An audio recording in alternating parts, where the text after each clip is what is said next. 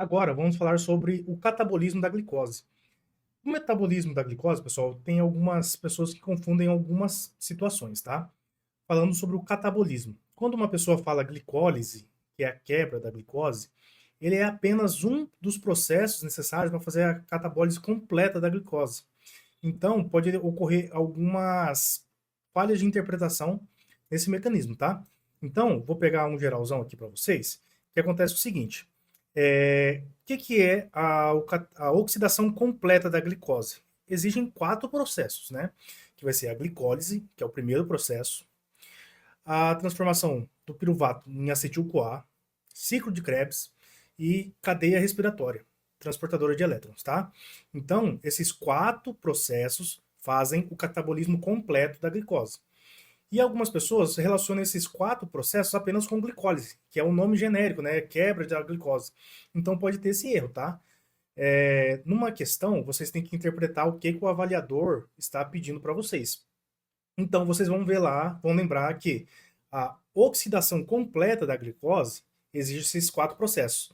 Mas nas alternativas lá, A, B, C, D e E, não fala desses quatro processos e ele está interpretando que essa oxidação completa é apenas a glicólise, você não vai teimar com o avaliador, né? Caso você erre e tal, não, mas eu sei que tem o ciclo de Krebs, isso é isso, levar o pé da letra, aí depois você entra com recurso. Mas o mais importante numa prova é você acertar a questão. Então não adianta você debater com o avaliador enquanto você não tem argumento na prova, né? Depois você entra com recurso, caso você erre a questão. Mas então vamos ver o primeiro desses processos, tá? Que é a glicólise. Então vamos aqui para o quadro.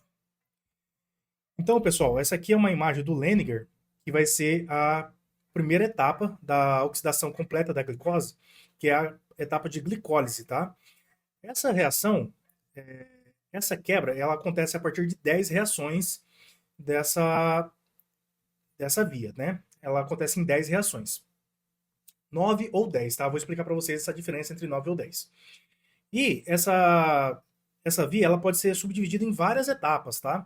Mas o mais comum é separar elas nessa primeira etapa aqui, ó, que é chamada de fase preparatória ou fase de investimento, tá? Ou essa aqui, que é a fase de pagamento. E por que se chama esse nome? Porque nesse início ocorre gasto de energia, para que no final você consiga essa energia de volta com um saldo positivo, tá? Então, por isso que é a fase de pagamento. Primeiro você investe uma energia, depois você vai ter o retorno. Porque o grande objetivo de uma glicólise é você obter energia no final, certo? Esse é o grande objetivo da glicólise. Então, vamos entender agora, passo a passo, o que acontece nessa via. Então, na fase preparatória, como foi dito para vocês, é a fase de investimento, né, dessa via. Então, o que vai acontecer? Esse mecanismo acontece em todas as células do nosso organismo, tá? Então agora eu vou pegar como exemplo o fígado, só para fins didáticos, tá? Então a glicose foi absorvida lá pelos enterócitos, chegou na veia porta-hepática e entrou no fígado. O fígado, ele também tem uma proteína chamada GLUT2, tá? GLUT2, que é a mesma lá do enterócito. Ou seja, ela é insulino independente, tá? Já vou começar a falar esses termos para vocês ir se familiarizando. Então, ela é insulino independente. Ou seja, ele não precisa de insulina para funcionar. Então, esse transportador está lá no ápice da célula, né, dos enterócitos. Quando a glicose passa por esse enterócito, ele vai entrar dentro do enterócito por essa proteína, que é a GLUT2, que é a glucose transporter 2, tá? Então, a glicose vai entrar dentro do fígado. Mas, da mesma maneira que ela entra, ela pode sair. E isso não pode acontecer, porque o fígado tem que fazer as atividades dele, né, com essa glicose. Então, quando essa glicose entra no fígado, ele tem que aprisionar ela dentro do fígado. E como que ela vai fazer esse aprisionamento? Através dessa enzima, que é a primeira reação da glicólise, né? Vamos fazer então o investimento dessa glicólise. Então, você vai investir um ATP, lembrando que ATP é adenosina então vou desenhar 3 fosfato. Ou seja, ela possui 3 fosfatos nessa molécula. E ela vai sair como ADP. Então, ela vai sair como adenosina difosfato. 2 fosfato. Ou seja, ela perdeu um fosfato. E para onde foi esse fosfato? Ele se juntou à molécula de glicose. Então, essa enzima, que é a hexoquinase, vai pegar um fosfato do ATP e vai fixar na glicose. Onde que ela vai se fixar? Aqui no carbono 6. Então, ó, pessoal, dando um zoom aqui, essa é a molécula de glicose normal e essa é a glicose 6-fosfato. Por quê? O fosfato está no carbono 6. Então, é uma glicose no carbono 6 tem um fosfato. É isso que quer dizer. Então, essa molécula ela cresceu. Aqui nós tivemos um processo anabólico, né? Por isso que é um processo de investimento. Você investiu um ATP nessa molécula. Agora ela tem mais energia. E além de ter mais energia, o que isso fez? Ela fez o aprisionamento. Então, eu desenhar uma celinha aqui, ó, igual de cadeia. Por quê? Agora essa molécula ela está presa dentro do hepatócito, tá? Que é a célula hepática. Mas isso acontece em outras células também. A partir desse momento que a glicose vira glicose 6-fosfato, ela não consegue mais sair de dentro da célula. Então, ocorre o aprisionamento e a estabilização dessa molécula dentro do hepatócito. E quem faz isso? Essa enzima chamada hexoquinase. Isso é muito importante, por quê? A hexoquinase é uma enzima que é uma das... Nessas 10 reações que a gente vai falar, existem 3 delas que são muito importantes, que são chamadas de reações irreversíveis e do tipo regulatórias, tá? Então a hexoquinase é uma delas. Então já vamos grifar dela, já vamos escrever aqui, regulatória. Regulatória e irreversível. Irreversível, ou seja, depois que a glicose virou glicose 6-fosfato, ela não faz o processo reverso, tá? Ela só faz esse caminho, tá? Até que aqui no esquema, ele está apenas com uma seta, certo? E aqui embaixo, ó, nós podemos ver que tem uma seta de ida e uma seta de volta. Então aqui é uma reação reversível, tá? Beleza. Agora que a glicose virou uma glicose 6-fosfato pela hexoquinase, ela está aprisionada dentro da célula do hepatócito e podemos seguir adiante com essa glicose. Vocês vão ver que tem vários caminhos que podem ser seguidos a partir daqui. A partir da glicose 6-fosfato, ela pode continuar a glicólise, né? Ou ela pode virar um glicogênio, ou ela pode ir para a via das pentoses. Então, aqui é um caminho de bifurcação, né? Pode seguir vários caminhos essa molécula. Mas como nós estamos falando apenas da glicólise no momento, vamos continuar a via da glicose. Mas posteriormente nós vamos ver essas outras vias também, tá? Então a hexoquinase é a primeira enzima regulatória desse processo todo. Aí vai ter essa segunda enzima, que é a fosfohexose isomerase. Ou seja, ela é uma isomerase. Então ela vai apenas mudar de posição, né, essas moléculas. Então ela vai pegar, em vez de ser glicose, agora 6-fosfato, ela mudou para frutose 6-fosfato. Ou seja, ela mudou posições de outros elementos da molécula para restabilizar ela como uma frutose e não mais uma glicose, tá? Então, o que muda uma glicose de uma frutose? Apenas os posicionamentos de alguns íons, tá? Íons OH, tá? Isso vai ser o que vai mudar uma glicose de uma frutose. Depois disso, vamos ter a enzima fosfofrutoquinase 1, que vai fazer mais um investimento de ATP nessa molécula.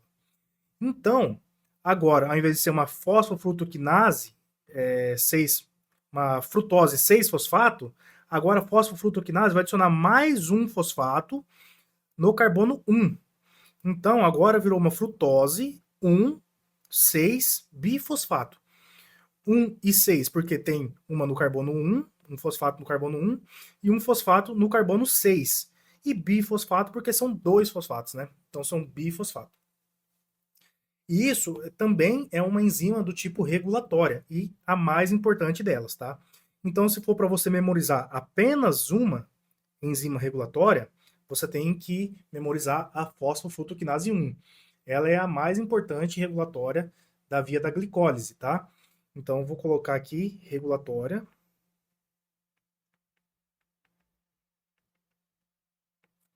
E irreversível também.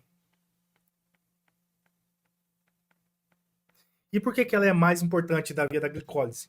Por causa que apenas ela é o que vai regular depois do processo lá que pode desviar para a via da glicólise, pode desviar para a gliconeogênese, pode desviar para a glicogênese, né, que é a formação do glicogênio, via das pentoses. Então, ela é uma que vai ditar, tem que ir para a via da glicólise, tá? Então, ela é a regulatória mais importante. E ela também pode ser chamada de PFK1. Então, esse é um outro nome que chamam ela de sigla, né? PFK1, ou fosfofrutoquinase 1. Então, ela também é regulatória desse processo.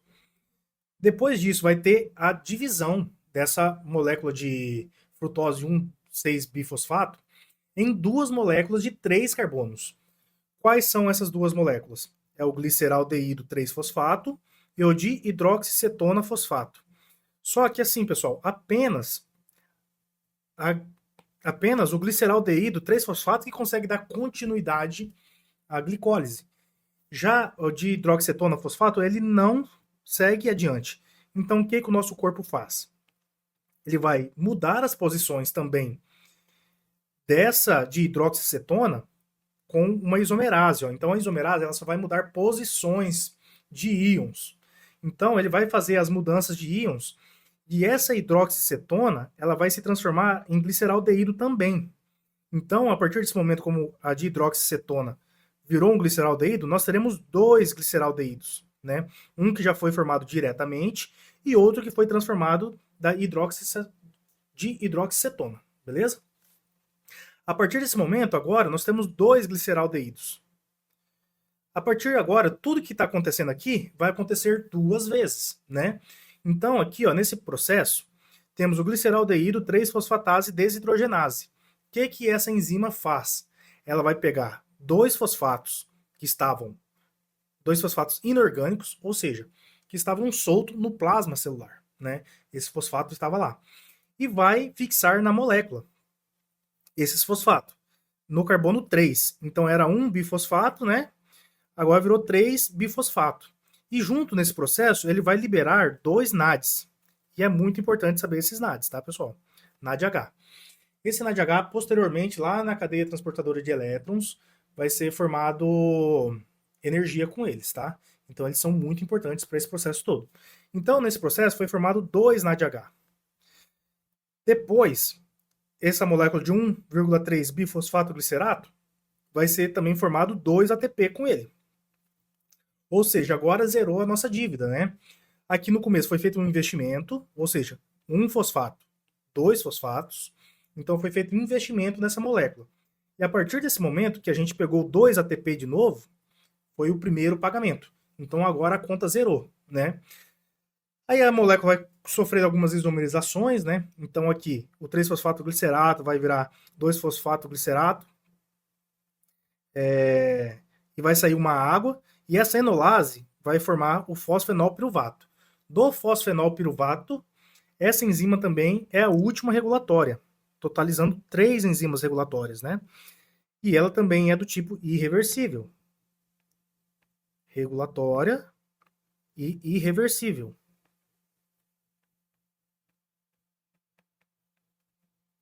Quando ela faz essa reação, ela também vai liberar mais 2 ATP. Ou seja, a gente vai ter um saldo final de 2 ATPs positivos. Por quê? A gente gastou 2 no começo, lá na fase de investimento, e agora na fase de pagamento a gente recebeu 4. Então vai ter um saldo positivo de 2 ATPs, tá? E vai fechar a reação como piruvato. Então o piruvato é a nossa molécula final do processo de glicólise. Então, juntando tudo aqui, pessoal, o que aconteceu? A gente começou com uma glicose, gastamos mais 2 ATPs como investimento e obtemos como resultado final 2 piruvatos, 2 NADH e mais 2 ATP. Mais 2 ATPs. Na verdade, aqui nós tivemos 4 ATPs, né? Mais 4 ATPs. Então, vai ocorrer corte de 2 aqui, né? Vai totalizar 2 positivos, né? Como o saldo final. Então, Essa é a glicólise, tá? Que vocês não podem confundir com o processo inteiro. É apenas a quebra da glicose em 2 moléculas de piruvato, 2 ATP e 2 NADH. Agora, que eu tinha falado para vocês, né? Pode ser 10 ou 9 reações. Então, por quê? Todo esse processo aqui, ó, primeira reação, hexoquinase. Segunda reação, fosfohexose isomerase. Reação 3, fosfofrutoquinase 1. Aldolase. Agora, pessoal, essa reação aqui, ó, vai acontecer apenas na dihidroxicetona. Então, essa reação aqui não existe para o gliceraldeído que segue a via direta. Então, para essa via do gliceraldeído, que é formada aqui, serão apenas 9 reações. Agora, para o dihidroxicetona, já tem uma a mais. Então, para ela será 10 reações, beleza? É importante também, pessoal, saber o número, né, das reações do tipo regulatória. Então, a hexoquinase é a reação 1, a fosfofrutoquinase 1 é a reação 3 e a piruvatoquinase é a reação 10. Isso também é importante e questão de prova também. Beleza? Então, vamos para a próxima aula. Você acabou de ver uma aula do meu curso. Se você quer ter acesso a esse curso completo, com todas as aulas, desde a introdução, passando por carboidratos, lipídios, proteínas, ácidos nucleicos, mais um material PDF, é só acessar o link que está logo abaixo desse vídeo.